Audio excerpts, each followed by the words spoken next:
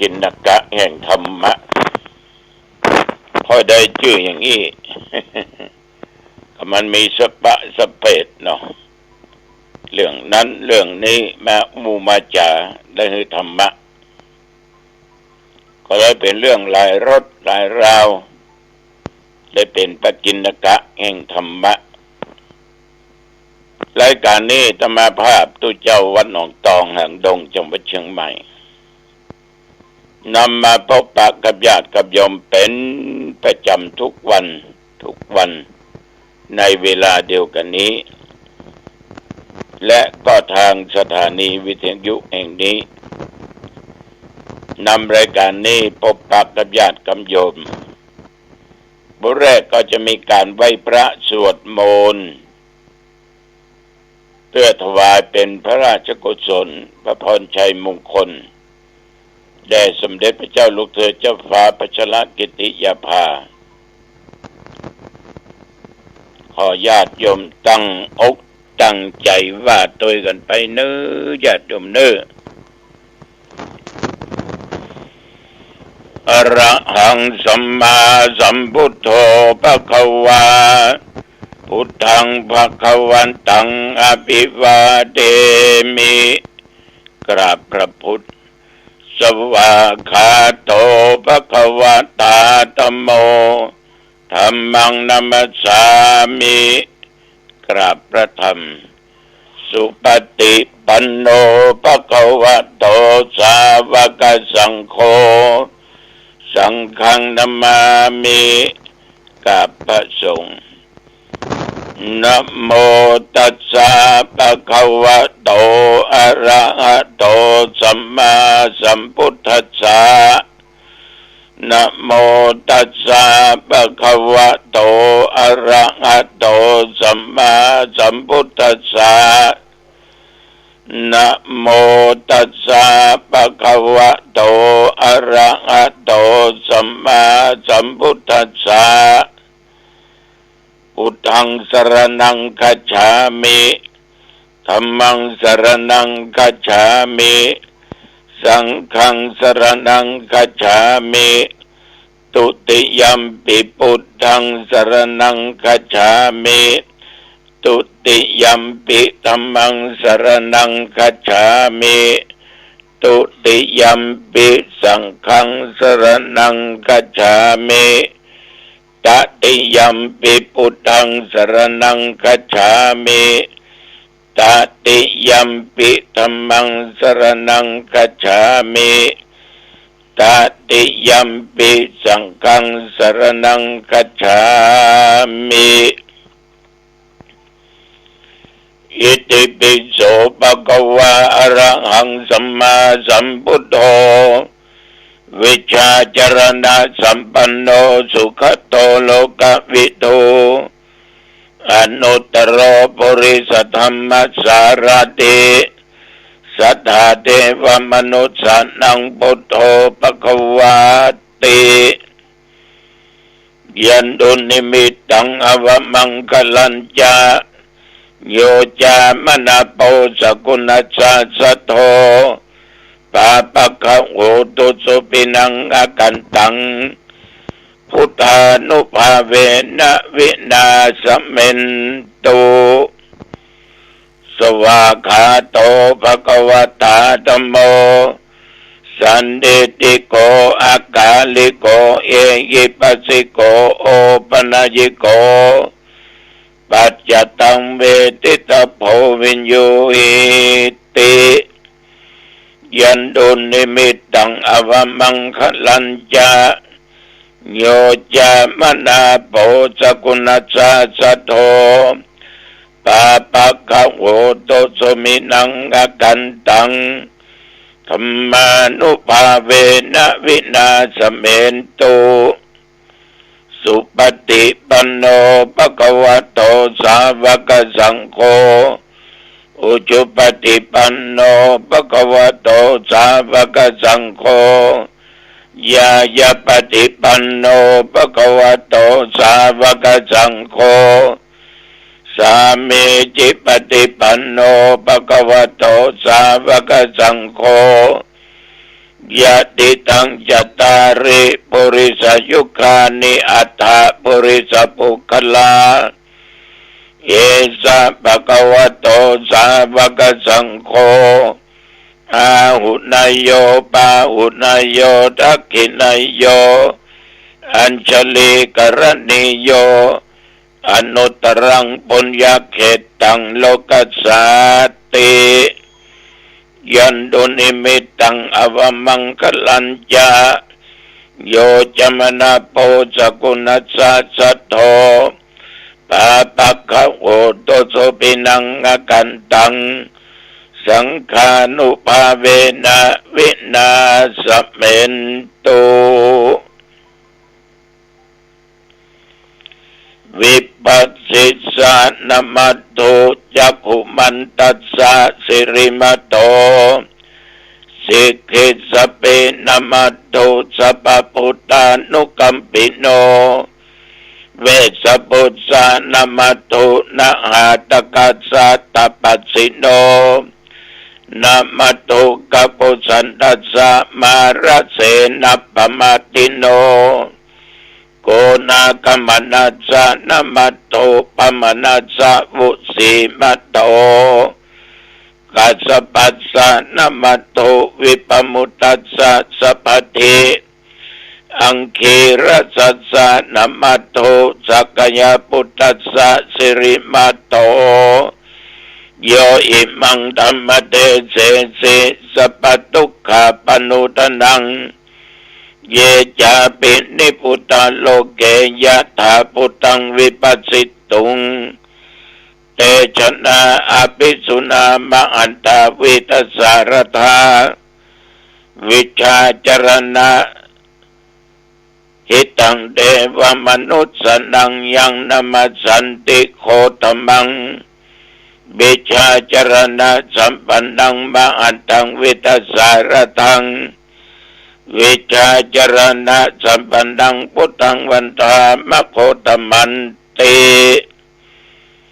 ยะโตหังภะคินิอริยยะจติยาจโตนาปิชนามิสัญจิจาปนังชีวิตาวโรเปตาเตนะสัจเจนะโสติเตโหตุโสติกัปปะสะโพชังโฆสติสังคโตธัมมนังวิจโยตถาวิริยัมปิติปัสสติโพชังคาจัตถาปะเรสัมมาตุเปกะโพชังคาสัตเตสัพพทักษินามุนินาสัมปทาคตาภวิตาภวุลิกตาสังวัตันติอภิญญายานิพพานายายะโพธิยาเอเตนะสัจจวัชเชนะโสติเตโอตุสัพพทาเอกัสสมิงสัมเยนะโตโมคคลานันจกัสสปังคิลาเนตุกิเตติสวาโพชังเคสัตตะเทสญิเตจตังอภินันติตวาโรคามุจยิงสุตังคเนเอเตนะสัจจวัชเชนะโสติเตโอตุสัพพทาเอกทาธัมมราชาปิ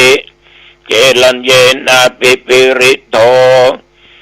จุนดาเตเรนะตัญเยวะพนาเปตวานัสสะทรังสัมโมติตวาจะอปตาตัมมาพุทธาสิธานะโสเอเตนะสัจจวัชเชนะโสติเตโอตุสัพพทา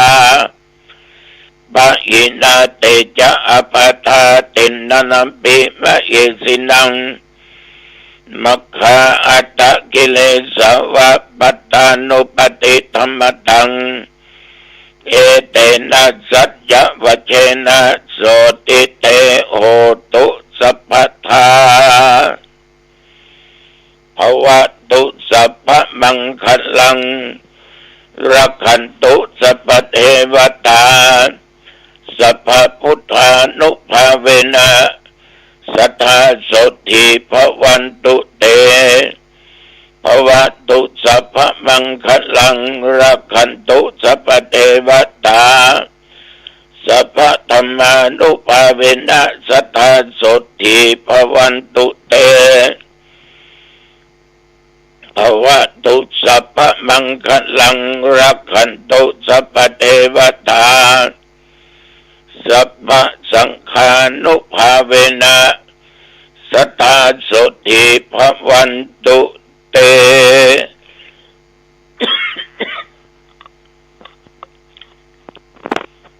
โดยบทพุทธานุภาพ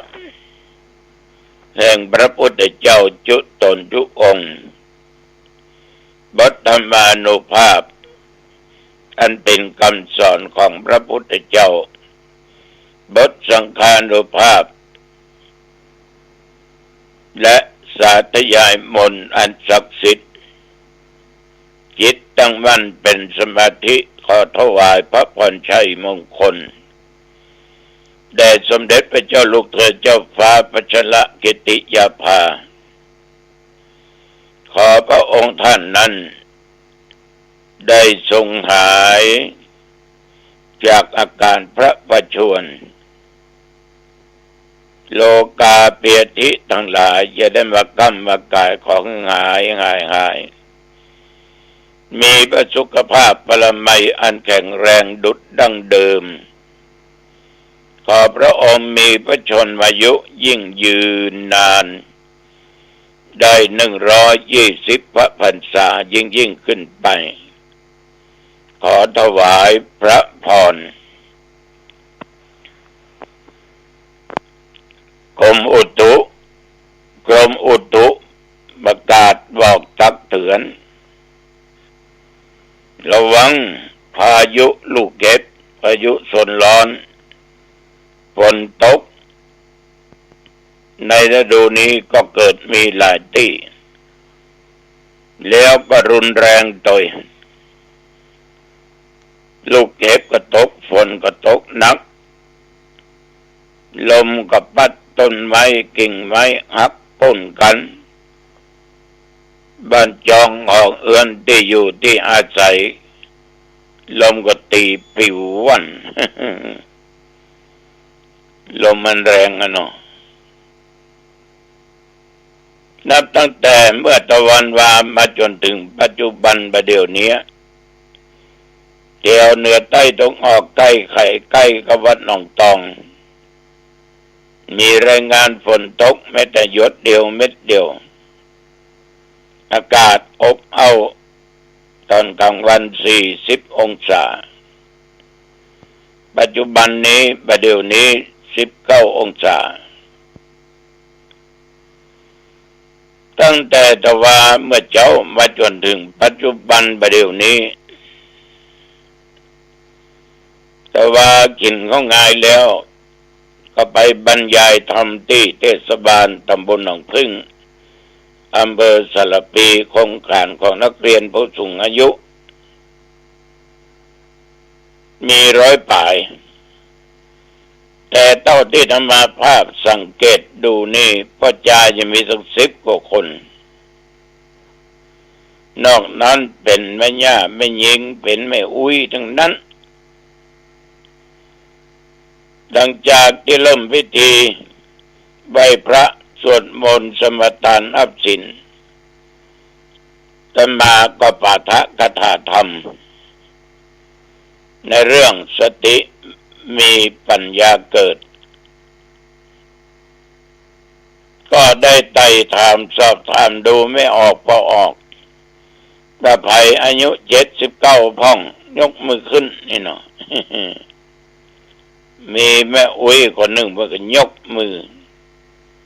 เพราะแม่ออกคนนี้เป็นประธานในการจุดธูปเทียนบูชารัตนตรัยแม่อุ้ยอยู่แต่ได้79 ปีเกิดปีหมาปีเซ็ดอีหรอเอาได้แม่เซลเนี่ยมคนแล้วเนี่ย แต่พระเจ้าก็บอกว่าห้ามห้องตุเซลนะอายเพิ่นนะก็ใครหูกัน แต่ว่านี่ก็สเพเหระอันน้อยนิดน้อยยกมาอู้มาจ่าผู้สูงอายุทั้งหลายบ่ได้คล่ำบ่ได้เครียดแต่ก็เน้นหนักในการอยู่ยังมีคุณค่าด้วยสติและปัญญาว่าควรจะอยู่อย่างใดปฏิบัติตัวตนอย่างใดทำอย่างใดมีความสุขก็ได้นั่งปาฐกถาธรรมได้1 ชั่วโมงกับ50 นาที11 โมงจบแต่มาภาพก็ไปฉันเข้าที่เพิ่นจัดถวายเรียบร้อยแล้วปอนเหนือกลับมานั่งรถพดไปวัดสวนดอกแต่ว่านี้พระเดชพระคุณหลวงพ่อต้นเจ้าคุณรองเจ้าคณะจังหวัดเชียงใหม่วัดพระธาตุวัดสวนดอกเป็นจัดมีงานอายุวัฒนมงคลครบ60 ปีเต็ม61 ย่างไปถึงที่นั่นเพิ่นฉันเข้าเรียบร้อยเพราะว่าได้รับหนังสือนิมนต์ก็เลยแจ้งว่าตอนเช้าตุลุงไม่ได้ไปนะเข้ามาตอนบ่ายเพิ่นก็นิมนต์ด้วยเจ้า61 ตนประชาชนก็นักลงทานก็หลายคนก็เยอะก็เลยไปมอบของขวัญอายุวัฒนมงคลท่านเจ้าคุณณที่กุฏิที่พักที่อาศัยของท่านญาติโยมทั้งหลายพระมหาเถระตนนี้เป็นผู้ทำงานแก่พุทธศาสนาในเรื่องของบาลีฉะนั้นบาลีในภาค7สอบนักก็เพราะพระเดชพระคุณหลวงพ่อท่านเจ้าคุณองค์นี้ปีนี้ได้61 ย่างก็เลยจัดมีการทำบุญนิมนต์เจ้า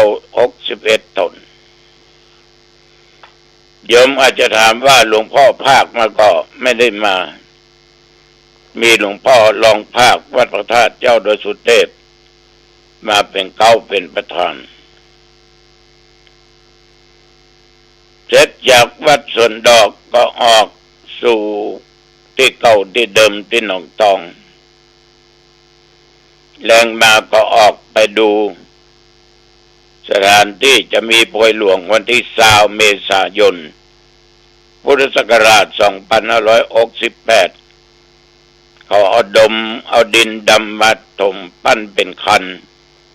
เดี๋ยวจะได้ปลูกดอกลงไปรอบวิหาร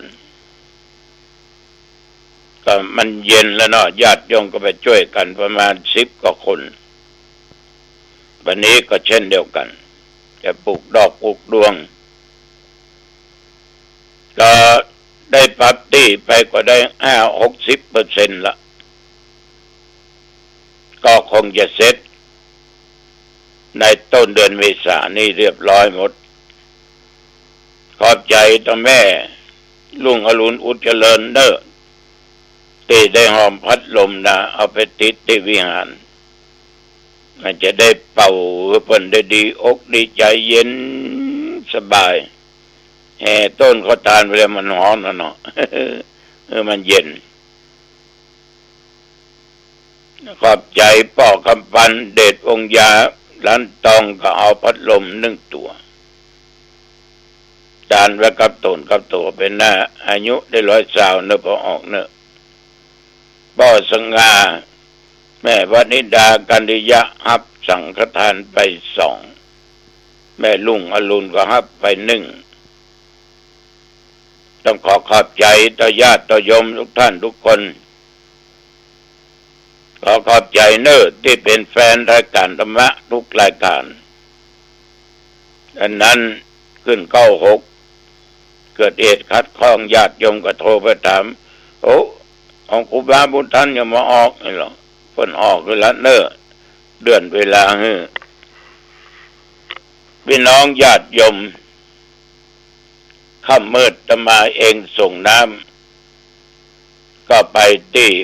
หมู่บ้านใหม่หนองหอยอำเภอที่เปิ้นสร้างพุทธมณฑลอำเภอดอยหล่อก็ไปเทศนาธรรมโอ้ที่มันเปลี่ยนแปลงนักเป็นบ้านเป็นจองถนนอนทางว่าเจริญรุ่งเรือง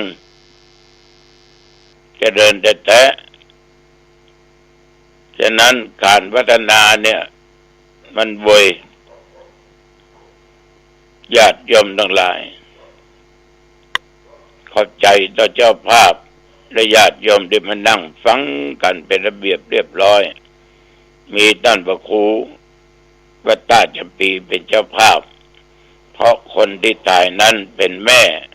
ของลูกศิษย์หลวงปู่มาก่อนท่านทั้งหลาย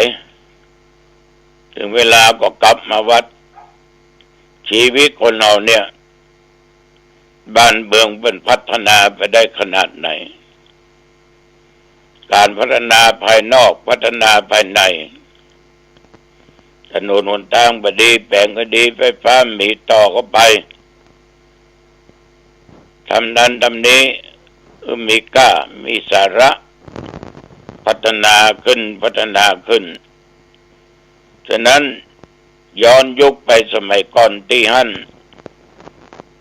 แบบใช่อย่างนี้ประเดี๋ยวมันหน้ามือเป็นหลังมือมดมันเจริญรุ่งเรืองการคมนาคมการไปมาหาสู่สะดวกสบายฉะนั้นท่านทั้งหลายพัฒนาด้านวัตถุถนนหนทางก็ตามมันเหมาะก็ต้องพัฒนาในด้านจิตใจของตัวเอง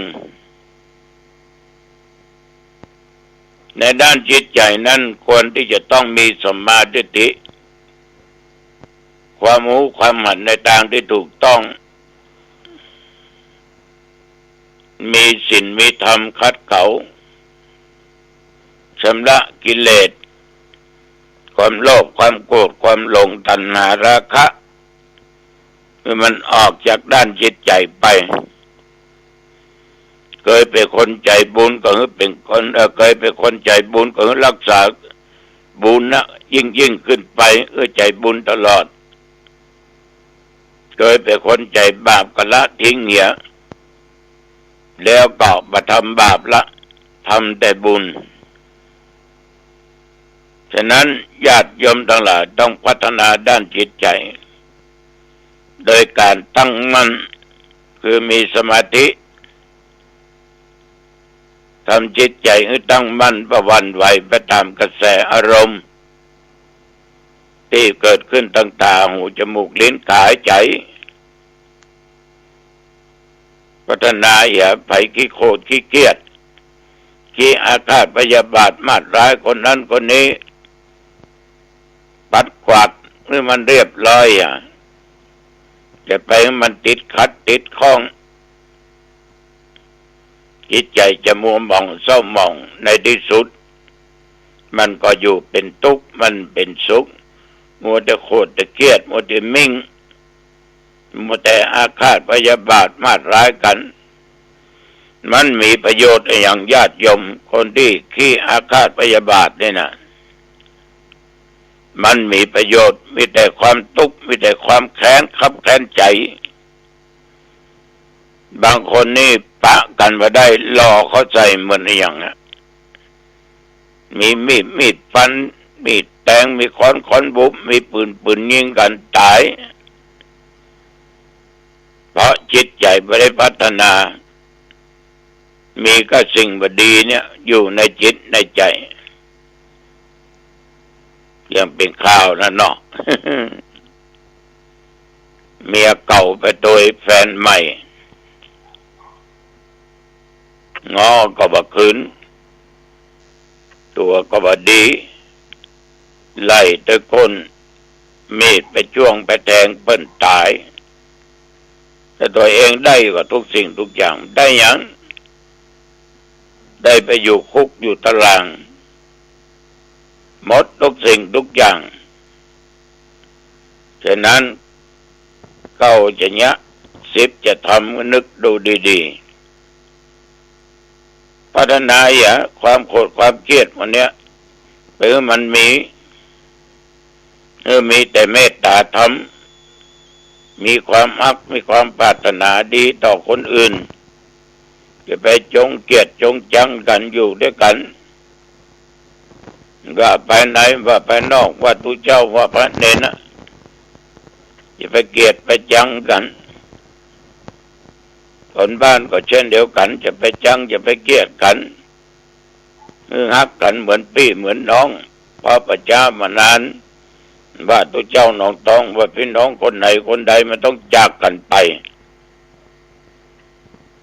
จะไปจากกันไปด้วย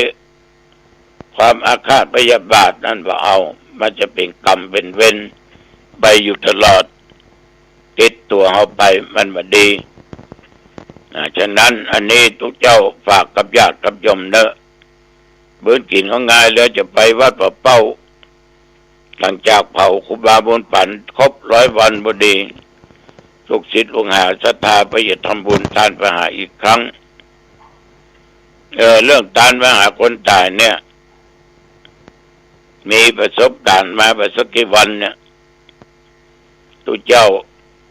เป็นคนมาทานกันเข้าก็เลยถามว่าตุไปจะทานไปหาคนชื่อนี้มันตายได้10 กว่าปีแล้วหรอตุก็ไม่ใช่ญาติไม่ใช่อย่างนั้นอย่างนี้ครับหลวงพ่อครับตะคืนแล้วผมครึ่งรับครึ่งตื่นก็หันเปิ้นมายืนอยู่ที่หน้าห้องก็ควักจีแล้วก็มาขอกินข้าวว่าไม่ได้กินข้าวกินหยังอดอยากตื่นเช้ามาตัวเจ้าก็เลยมาทานกันข้าวสงสัยนะลูกหลานเลนญาติพี่น้องเปิ้นเนี่ยท่านบ่เคยทานหรือเปิ้นก็ตั้งแต่เป็นตู้หลวงมาตั้งแต่คนนั้นตายนี่การก็เมื่อไม่ไหม้แล้วนะได้เป็น10 ปีนี่หายแซบหายซอยถ้าจะหิวนักแท้ขยากนักแท้เลยไปขอกับตัวเจ้าพระเจ้าขอภัยแล้วเนาะเจ้าเปิดก็คงรู้จักแต่มาบอกตัวเจ้าเนี่ยของบัดเตื้อของมันน่าเชื่อแต่น่าคิดนะฝากไว้กับญาติกับโยมด้วยเนอะเอาละวันนี้เวลาพอสมควรอายุวันโอสุขังพลังพบกันใหม่โอกาสหน้าเจริญพรสวัสดีครับท่านผู้ฟังที่เคารพการแบ่งปันความคิดดีๆวันนี้ผมกาเศรษฐ์เพชรสำริดวิทยากรก็จะได้นำเรื่องราว